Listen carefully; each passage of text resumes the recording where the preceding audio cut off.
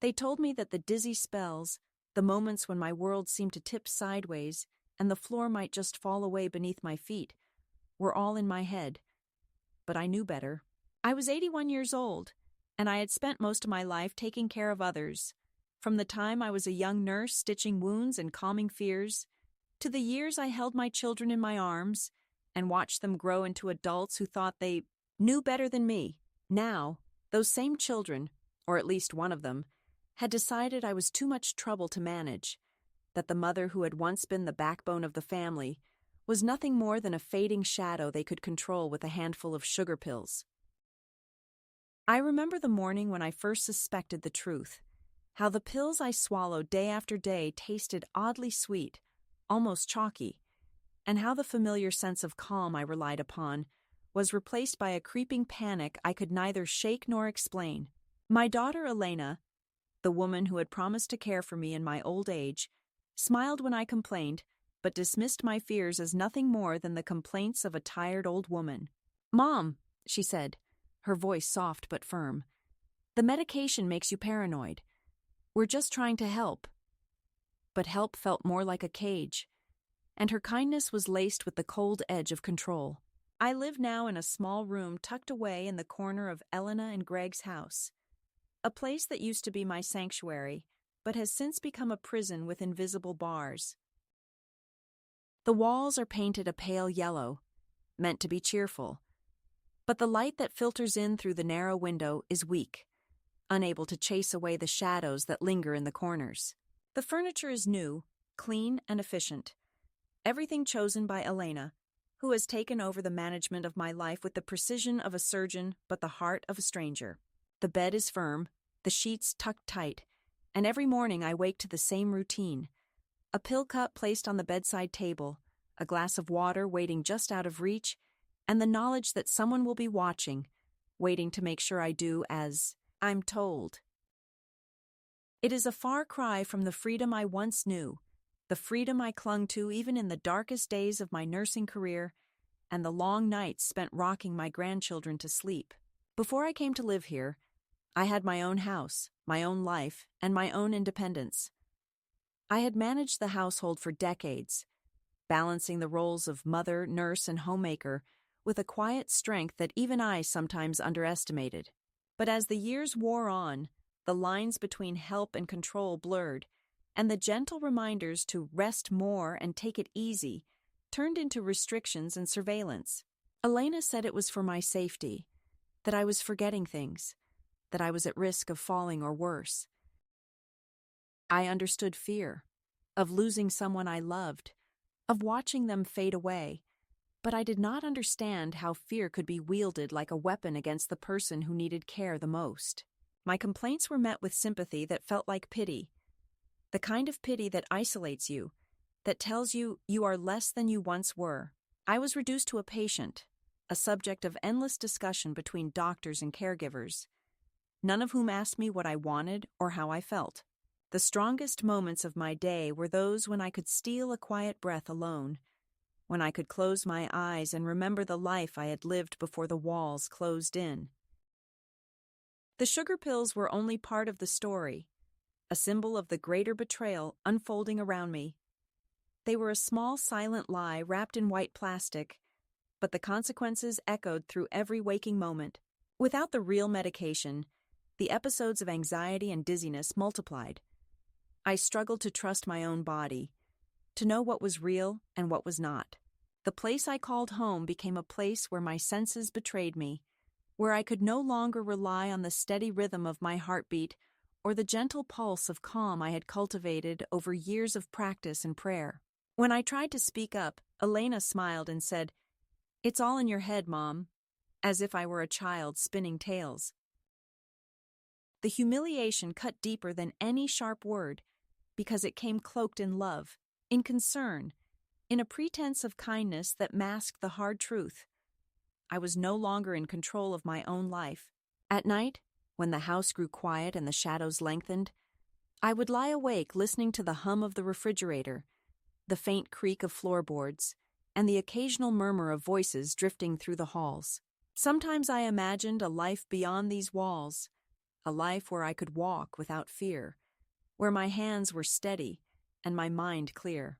I thought about the old days, the days when I had a say in my own care, when the decisions about my health were mine to make. I pictured a kitchen filled with the smell of fresh bread and coffee, a garden where the sun warmed my face, and a chair by the window where I could watch the world go by without feeling invisible.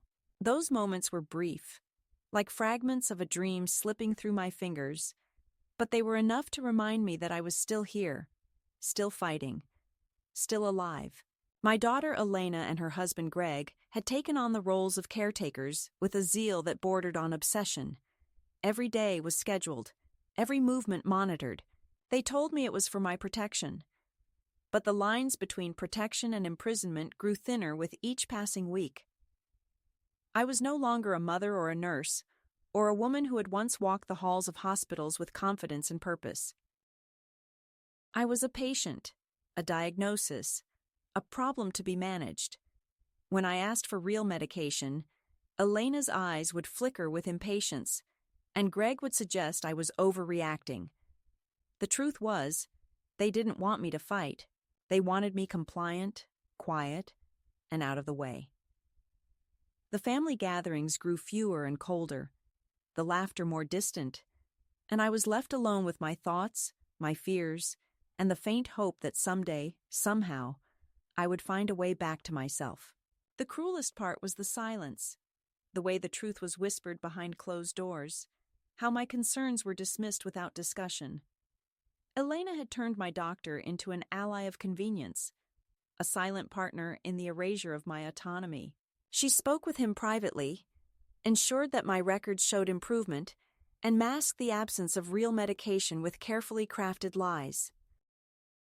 When I asked questions, I was met with reassurances that felt hollow, like a bandage stretched too thin over a wound that refused to heal. I was left to wonder who I had become in their eyes, a fragile old woman to be managed, or a threat to be neutralized. Despite it all, I held on to the knowledge that this was not the end of my story.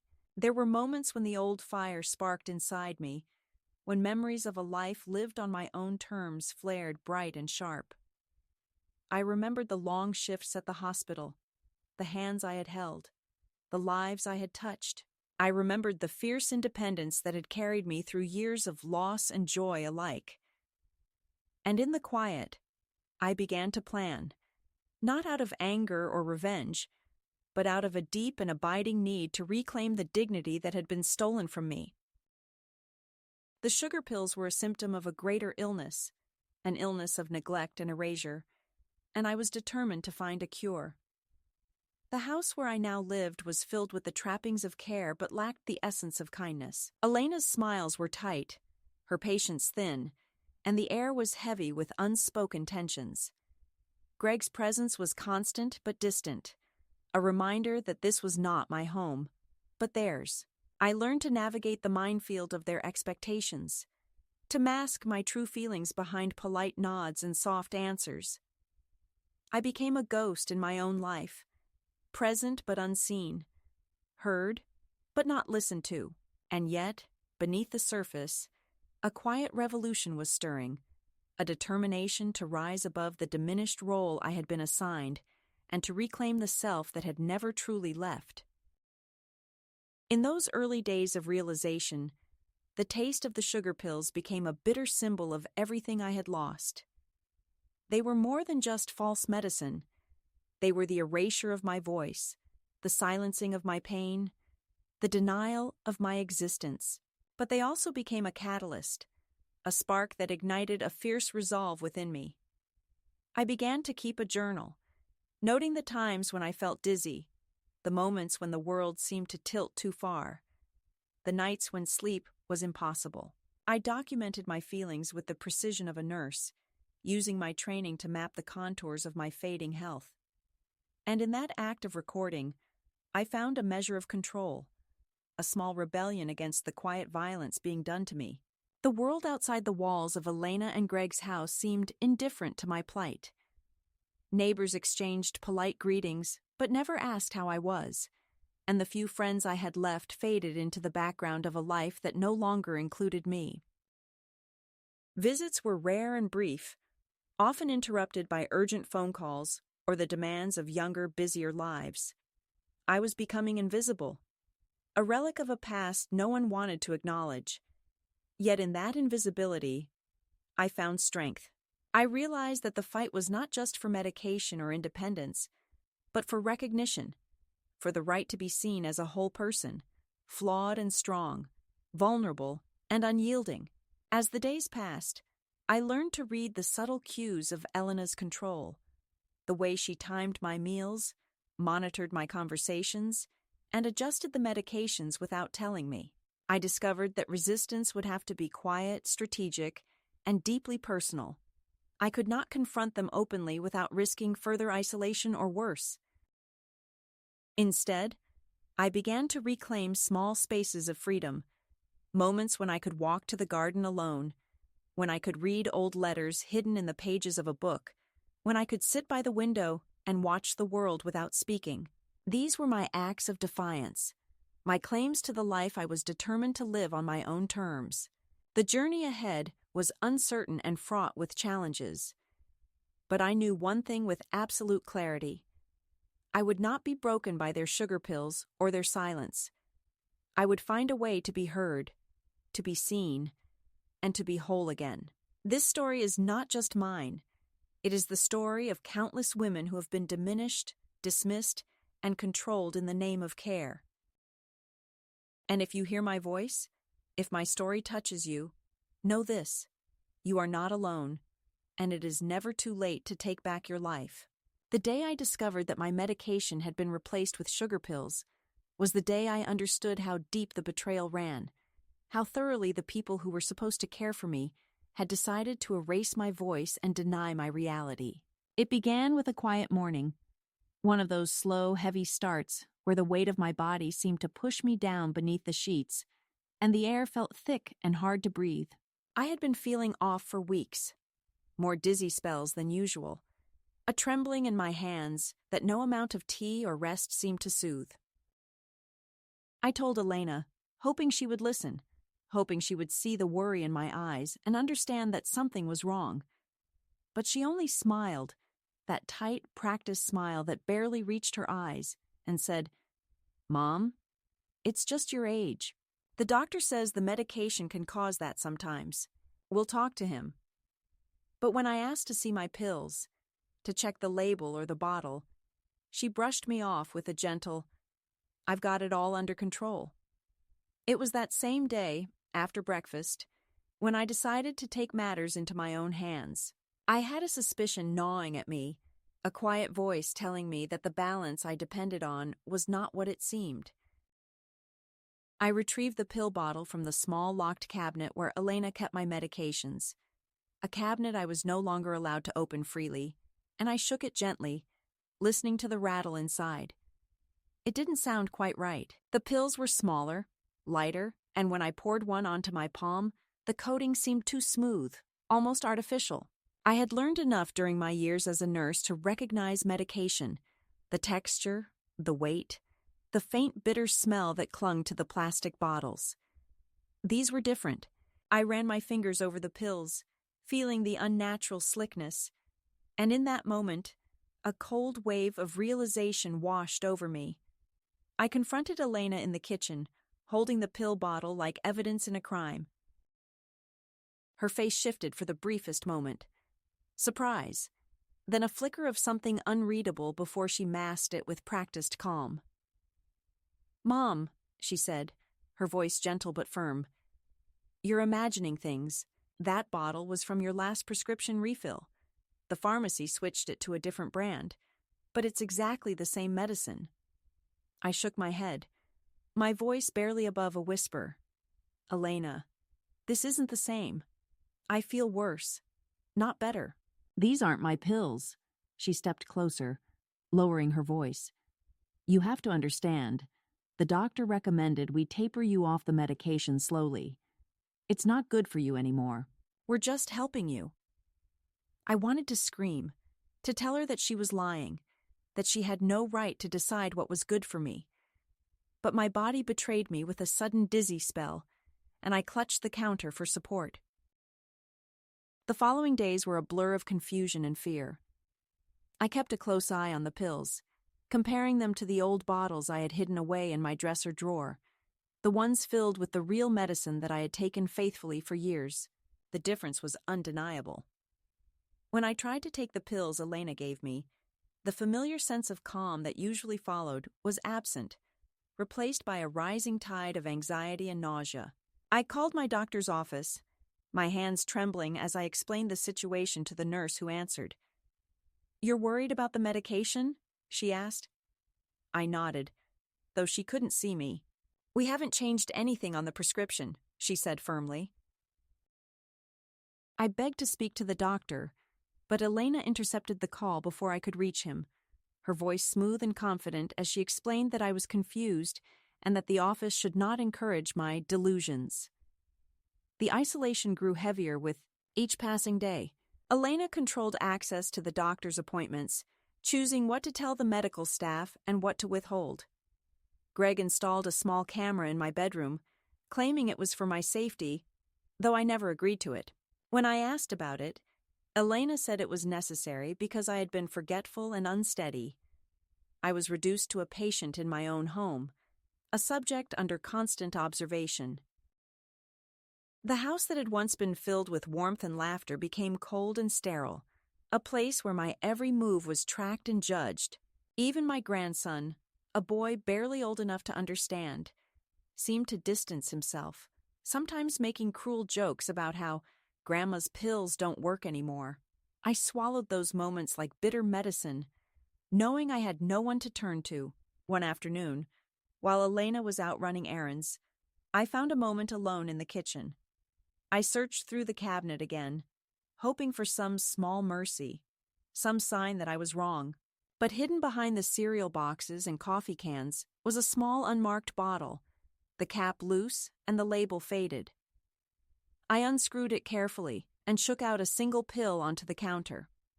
It was white, perfectly round, and suspiciously light. I touched it to my tongue and felt the sickly sweet taste of sugar, cold and artificial. A wave of anger and sorrow crashed over me, and for the first time, tears slid down my cheeks unchecked. I was being poisoned, not with venom, but with neglect and lies. The medication that kept me steady, that allowed me to face each day with some semblance of peace, had been taken away without my consent. My own daughter was betraying me in the quietest, cruelest way. That evening, I sat at the kitchen table long after the house had grown dark and silent. The clock ticked loudly in the background, marking the passage of time that felt increasingly out of my control. I thought about the years I had spent caring for Elena, for Greg, for my grandchildren, the sacrifices made without complaint. I thought about the dinners prepared, the scraped knees tended, the nights spent awake with worry and hope. And now, when I needed care the most, I was treated like a problem to be managed, an inconvenience to be silenced. The bitter taste of betrayal was sharper than any medicine I had ever taken. I knew then that I could no longer stay silent. The next morning, I resolved to take action, small as it might be. I began documenting everything: the pills I was given, the symptoms that worsened, the times I was denied access to the doctor.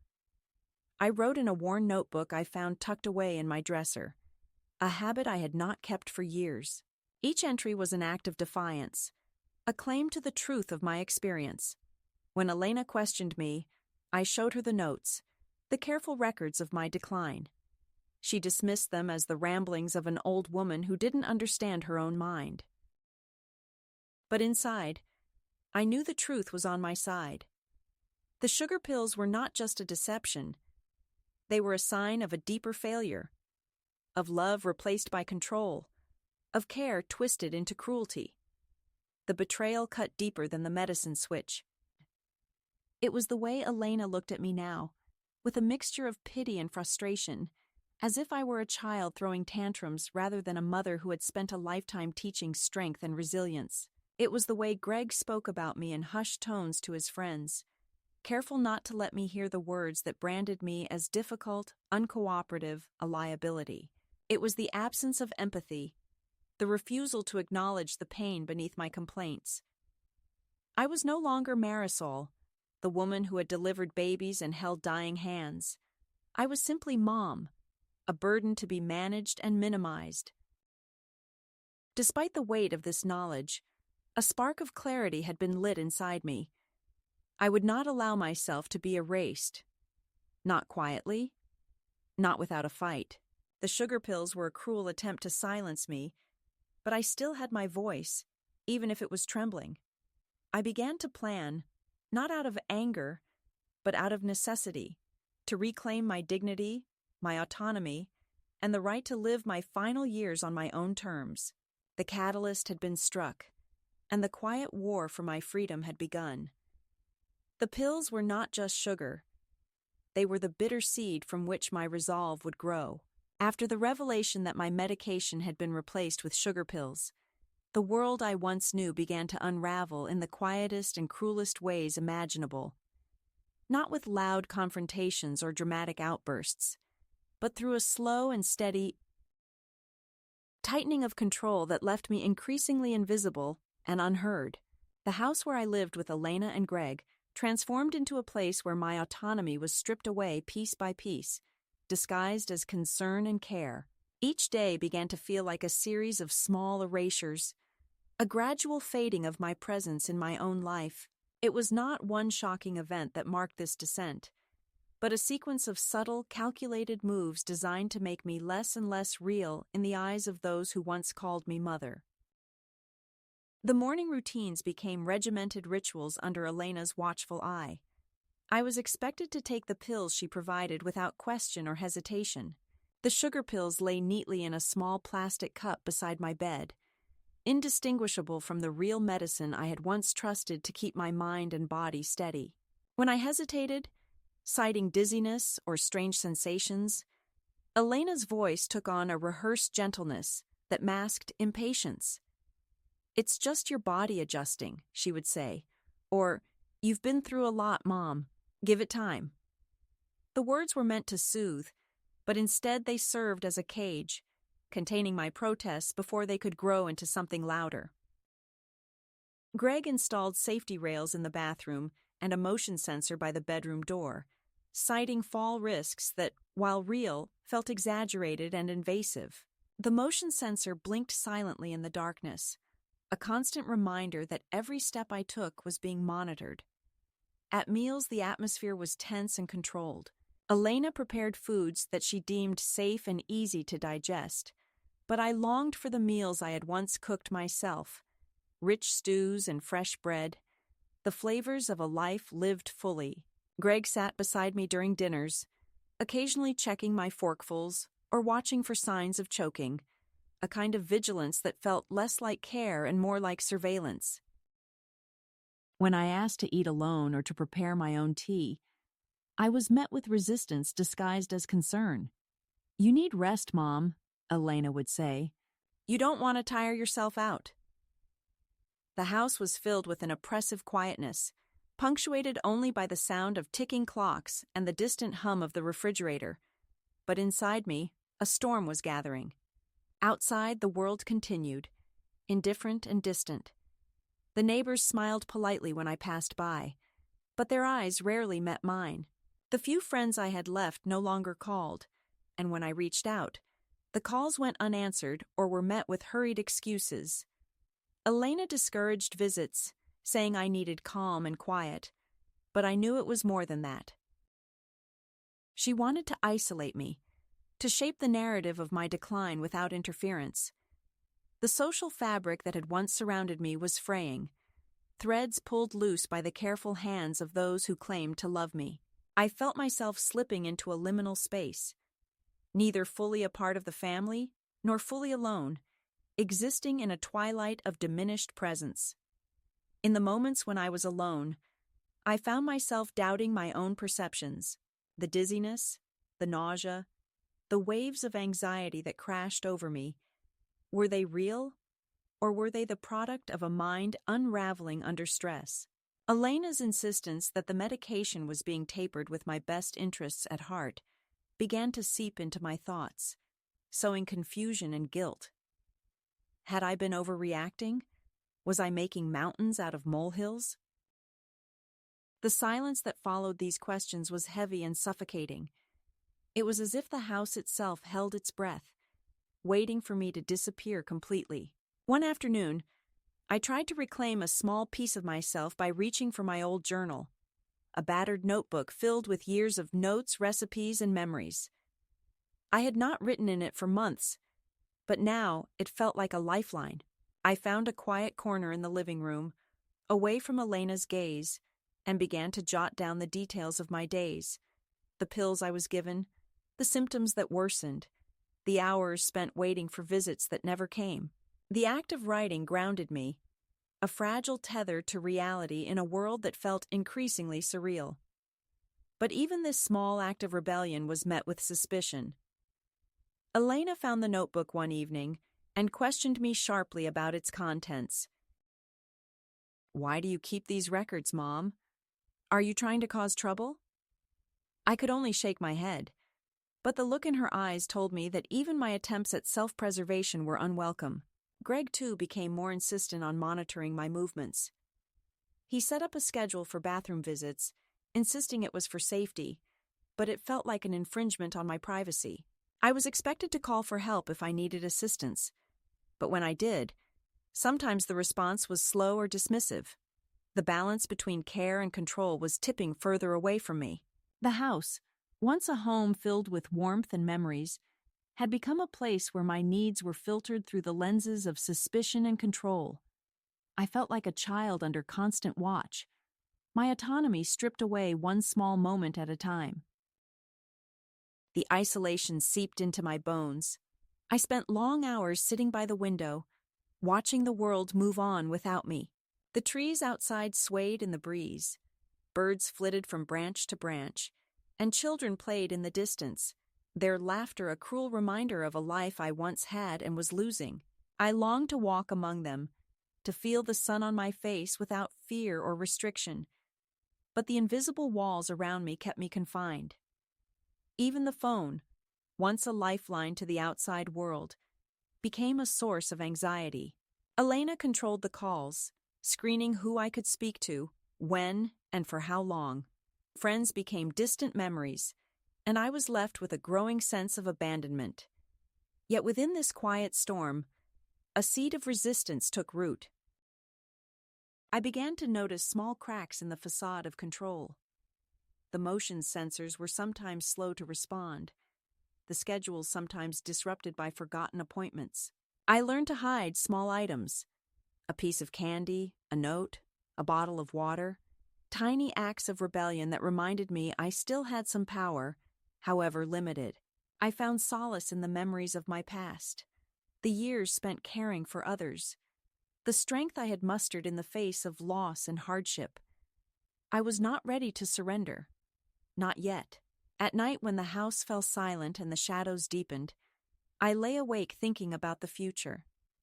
The pills I was given were sugar-coated lies, but my will to reclaim my life was not so easily dulled. I dreamed of days when I could make my own decisions, when I could walk freely without the weight of surveillance and suspicion pressing down on me. I dreamed of speaking my truth, of being heard and believed. These dreams sustained me through the darkest hours. The first escalation of this quiet war was not marked by a single event, but by a steady erosion of my independence and identity. Each day brought new restrictions, new denials, new silences, yet, amid the loss, I found a growing clarity. I was no longer willing to be a passive participant in this erasure. The sugar pills were a symptom, a sign of a deeper struggle for control and autonomy, and I was ready to fight back, not with anger or confrontation, but with quiet determination and the slow reclaiming of my voice. In the solitude of my confinement, I began to gather strength. I started making plans, small and tentative at first, but growing bolder with each passing day. I reached out to old friends in whispers and letters, rekindling connections that had lain dormant. I sought out information, learning about my rights and the means to regain control over my care. The path ahead was uncertain and fraught with obstacles, but I was no longer lost in the shadows. I was beginning to find the light. This was only the beginning, the first step in a journey that would test every ounce of my resilience and courage. But I knew, deep in my bones, that I would not be broken by the slow, suffocating control of those who claimed to love me. The pills might be sugar, the smiles might be false, but my spirit was real and unyielding. And as I closed my eyes each night, I whispered to myself a promise. I will find my way back. I will be heard. I will be free. One morning, as dawn filtered softly through the thin curtains, I awoke with a clarity I hadn't felt in months. The haze of confusion and fear that had wrapped itself around me like a suffocating cloak seemed, for a fleeting moment, to lift. It was in that quiet hour between sleep and waking, when the world is still and possibilities hang suspended like morning mist, that I realized I could no longer live as a passive shadow of myself. I was not simply an old woman fading away in someone else's care. I was a woman who had lived, who had loved, who had known strength. And though the sugar pills dulled my body and the walls around me closed in tighter, my mind was stirring awake. This was the turning point. The moment when the quiet resistance I had been nurturing in secret began to take shape in the daylight. I rose slowly, careful not to disturb the fragile peace that hung over the house. Elena and Greg were still asleep, their breathing steady and untroubled. In the kitchen, I found the small notebook I had been filling with my observations, a lifeline of ink and paper in a world that felt increasingly unreal. As I opened it, the weight of my own words anchored me. Each entry, detailing the pills, the symptoms, the silences, was a thread connecting me back to reality, a testament to the truth of my experience. I traced the lines with trembling fingers, feeling the power in documenting my pain, in refusing to let it be erased. That day, I reached for something I had not touched in years. My old nursing license. It had been tucked away in a battered folder in the attic, a relic of a past life that seemed distant, but was still very much a part of me.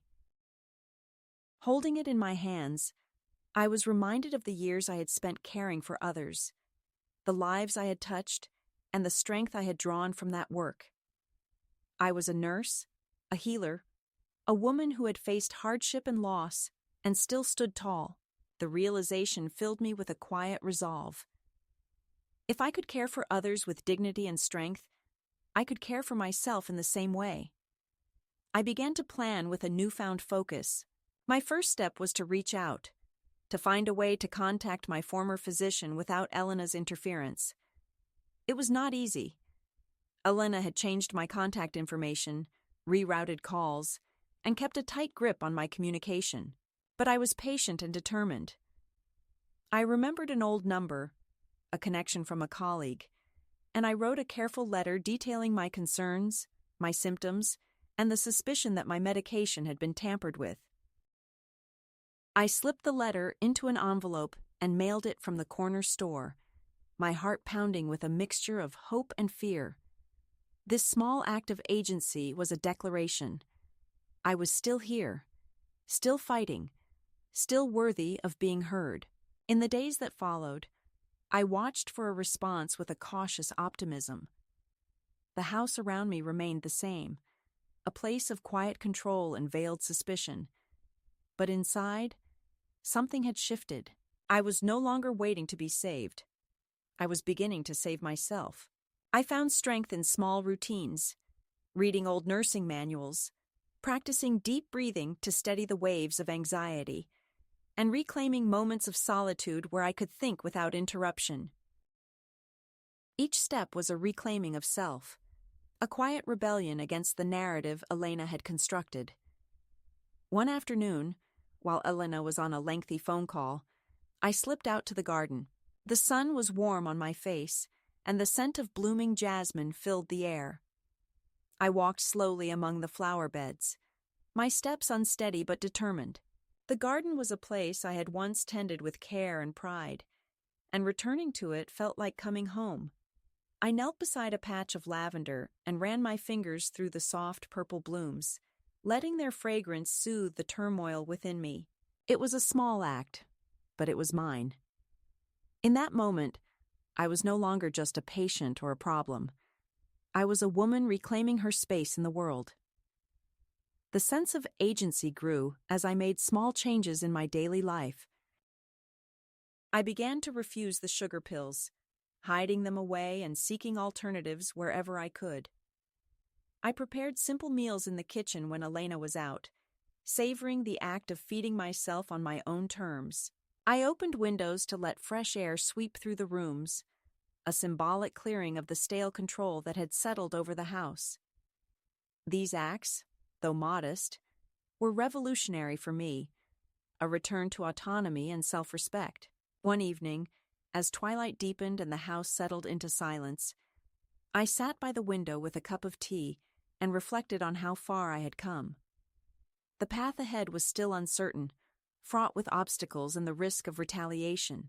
Elena's control was not easily broken, and Greg's watchful eyes were ever present. But I no longer felt powerless. I was a woman who had faced storms before and survived. The fight for my freedom was not a single battle, but a series of small, deliberate steps taken each day.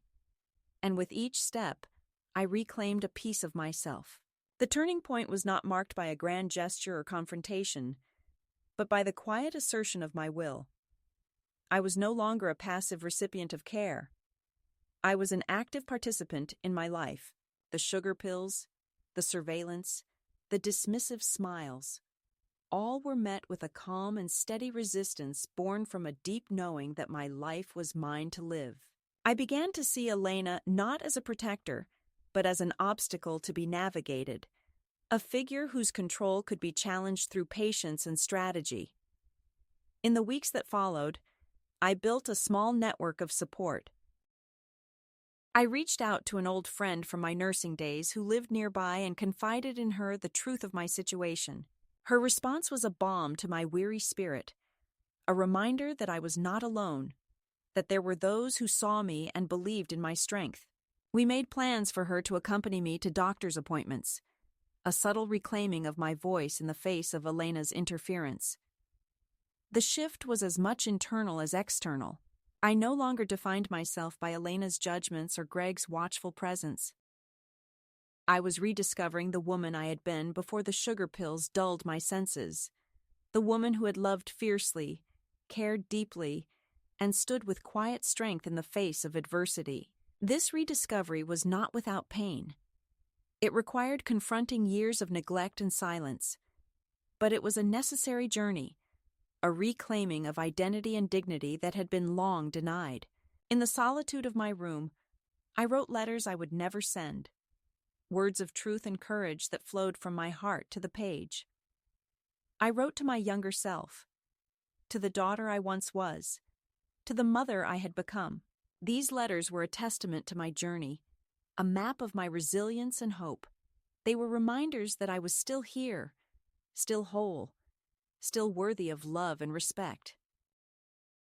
The midpoint was not an end, but a beginning, a turning toward agency and self-determination that would shape the rest of my story. It was a quiet revolution, born from pain, but fueled by hope. The sugar pills could dull my body, but they could not silence my spirit. I was ready to reclaim my life, one deliberate step at a time. The fragile sense of control and hope I had begun to build was soon put to the test, as the forces that had sought to contain me before now pressed harder, more urgently, more threateningly against the boundaries I had started to draw around myself. The second escalation of this quiet war was not marked by a single act, but by a relentless series of encounters that pushed me to my limits and forced me to confront not only those who wished to control me, but also the fears and doubts that lurked within my own heart. It was a time when the past and present collided, when the weight of betrayal and the hope of freedom clashed in every glance, every word, every moment of silence. It began with a letter, an unexpected intrusion that shattered the fragile peace I had carved out in the small corner of Elena and Greg's house where I had begun to reclaim my life. The envelope was thick and heavy, the handwriting unmistakable. It was from Kieran, my grandson, the one bright spot of kindness and clarity in a family clouded by tension and mistrust. His letter was a lifeline, a reminder that I was not entirely forgotten, that somewhere in the tangled web of relationships and pain, there was still a thread of love connecting me to the family I had thought I had lost. "Grandma," he wrote, "Dad and Mom are worried sick. They say you disappeared without a word. They don't understand why you left or where you went. I miss you so much. Please, let me know you're okay." The letter trembled in my hands as I read and reread it, the lines blurring with tears that I refused to let fall. Kieran's words were simple, but they carried the weight of a child trying to hold on to hope in the face of silence. I did not respond. Not yet. The letter was folded carefully and placed in the drawer of my nightstand, a secret treasure that I returned to in moments of loneliness and doubt. But the letter was a summons, and it was only a matter of time before the rest of the family followed. Lisa, my daughter-in-law, arrived unannounced one gray afternoon, standing stiffly in the doorway of the small kitchen where I sat drinking tea. Her eyes were sharp, her smile tight and brittle. She was polished and poised, the kind of woman who could charm a room, but whose presence always carried an undercurrent of tension. "Martha," she said quietly, using my given name in a way that felt more like a summons than a greeting. "Can we talk?" I nodded slowly and motioned toward the back of the house, where a small dining nook offered a semblance of privacy. The air between us was thick with unspoken words and years of hurt. Lisa spoke first, her voice low and measured. She told me of the panic that had gripped the family when I disappeared, the frantic searches, the calls, the unanswered messages. She painted a picture of worry and confusion, but beneath the words lay a subtle accusation, a suggestion that my choice to leave was selfish, reckless, a betrayal of the family's trust. I listened quietly, letting her words wash over me without anger or defense. When she finished, I met her gaze steadily. "You left me in an airport lounge for 8 hours, I said softly. "You didn't call, you didn't check on me, and then you boarded the plane without me. That's not abandonment, it's exclusion." Her eyes flickered, a flash of guilt or regret, but she said nothing. Instead, she reached into her purse and pulled out an envelope, placing it on the table between us. "Kieran's struggling," she said. "We want to help him. This is for him." The envelope was thick with money, and the weight of it felt like a bribe, a token of control wrapped in the guise of concern. I took the envelope, but said only this: "Kieran doesn't need a go-between. He knows how to call." She looked away, and the moment passed like a shadow. Lisa left without another word, her footsteps echoing down the hallway. I sat alone, the silence around me heavier than before, but inside, a fire was kindling. The days that followed were filled with tension and watchful eyes. Adam, my son, sent letters and messages, some angry, some pleading, all demanding explanations and promises I was no longer willing to give. He hired a lawyer, Derek Sorensen, a man who arrived at the house with the cold professionalism of a stranger and the thinly veiled threat of legal action. He spoke carefully, politely, but his words carried the weight of power and control. "Mrs. Harlow," he said one afternoon, "your family is deeply concerned about your well-being and your assets. We want to ensure you are in a safe environment." I looked at him steadily and replied, "My well-being is excellent, and my assets are none of your business." He blinked, momentarily thrown by my defiance, but quickly recovered. "We are prepared to discuss next steps to protect your interests," he said, but I cut him off. "There are no next steps unless I initiate them. I am not a child to be managed." He left with a final warning, but I stood firm. Arthur, the kind man I had met at the cafe, noticed the strain in my demeanor and became a quiet pillar of support. His visits were a balm to my weary spirit, a reminder that not all who surrounded me wished to control or diminish. We spoke often about birds and books, simple things that grounded me when the world around me felt uncertain. His presence was a quiet rebellion against the isolation that Elena and Greg had imposed. Then came the article, a blunt, painful reminder of the story the family wanted to tell the world. It was a piece in the community section of the local paper, headlined, "Missing Matriarch, Family Speaks Out on Grandmother's Disappearance." The photo was old, taken at a family gathering years before, showing me smiling with a pie in my hands at a woman who no longer existed in their narrative. The article quoted Adam and Lisa, their words carefully crafted to evoke sympathy and concern, but beneath the surface, the performance was transparent. I laughed aloud, a sharp, startling sound that filled the quiet kitchen. "They really think I'm vulnerable," I said to Joyce, my housemate, who only nodded. "They should come line up for the lawsuit." Heather, the woman who employed me at the cafe, saw the article and brought it to me during a busy morning rush. Her eyes were soft with concern. "You okay?" she asked. I smiled and said, "Never better." It was a lie and the truth all at once. The public spectacle was an invasion, but it was also proof that my absence was felt, that my presence still mattered, even if only as a symbol of lost control. The pressure mounted with every passing day. Elena's visits became less frequent but more pointed, her words clipped and cold. Greg avoided me, his presence looming in the background like a shadow. The lawyer sent more letters, each one more insistent than the last, but I had found my voice again, and I was no longer willing to be silenced. One night, in a quiet moment with Joyce, I wrote a letter, not to Adam or Lisa, but to Kieran. It was the letter I had never sent before, the one that spoke the truth of my journey, the pain and hope intertwined.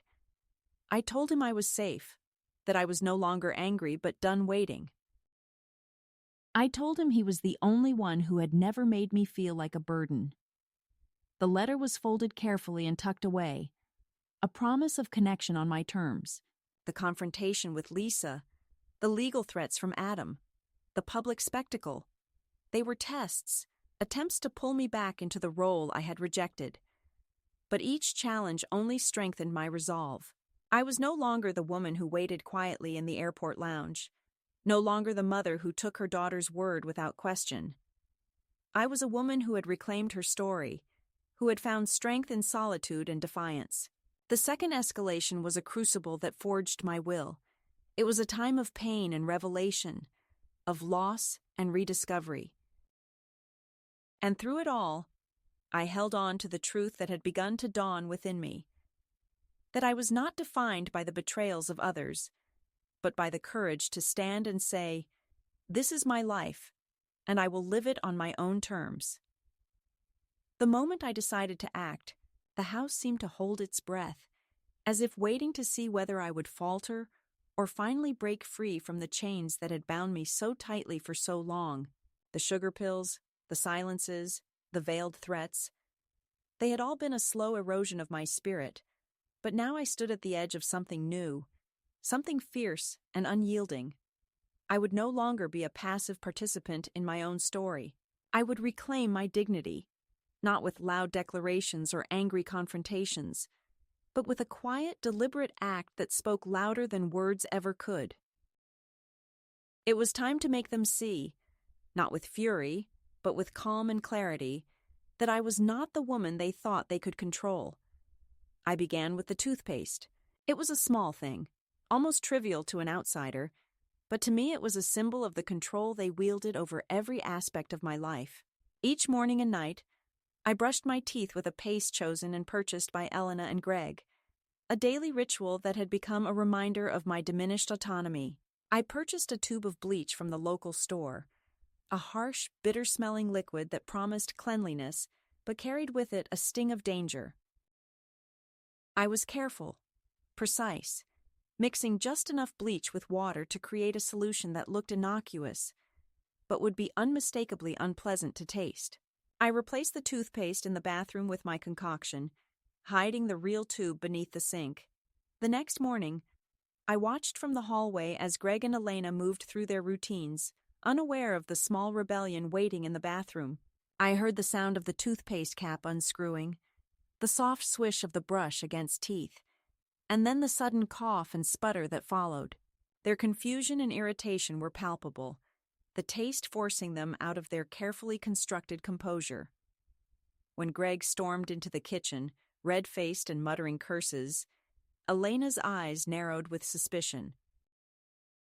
I met their gazes steadily, a quiet smile playing at the corners of my mouth.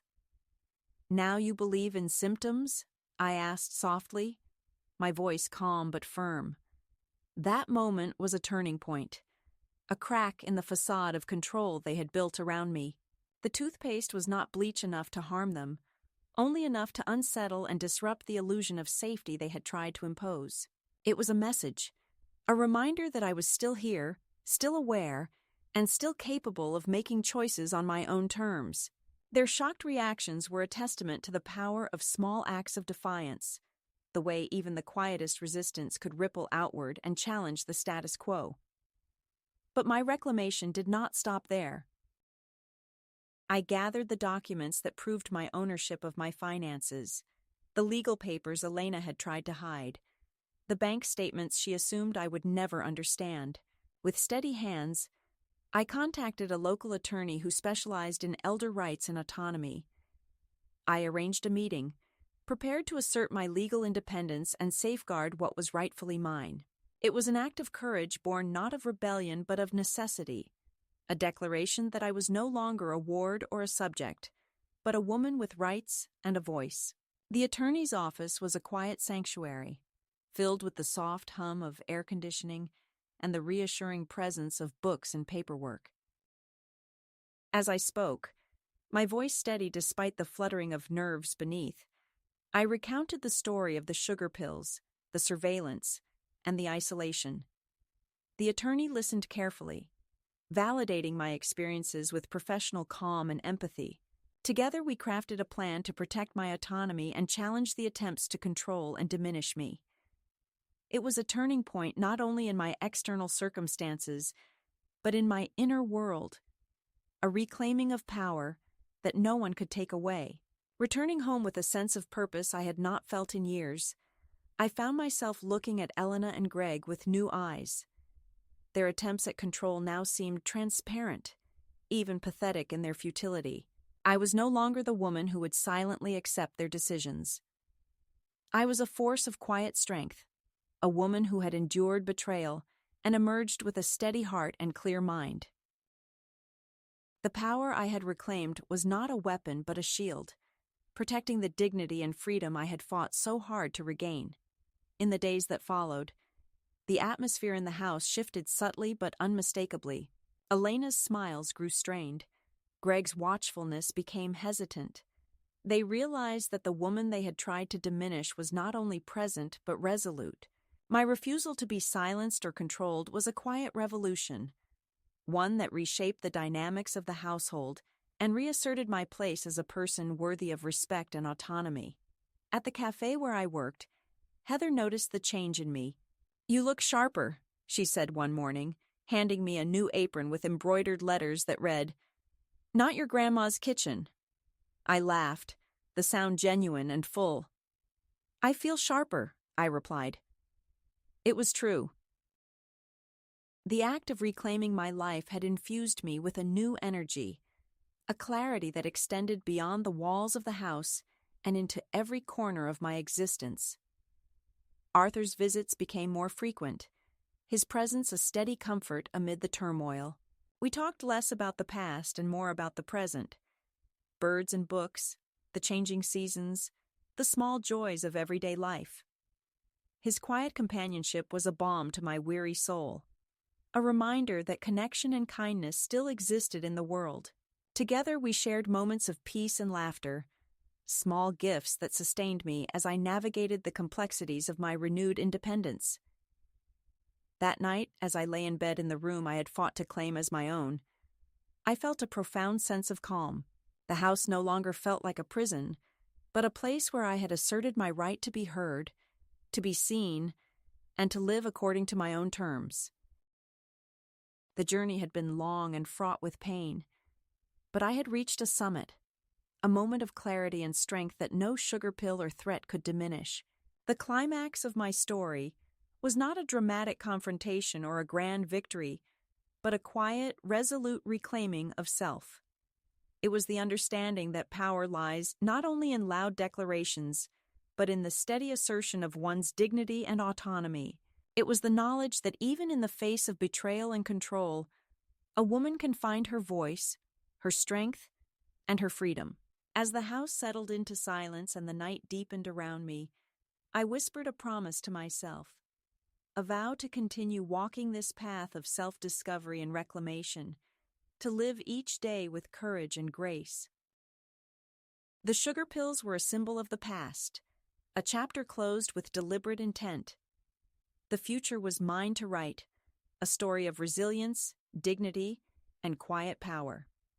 The decision to leave Elena and Greg's house was not sudden, nor was it made lightly.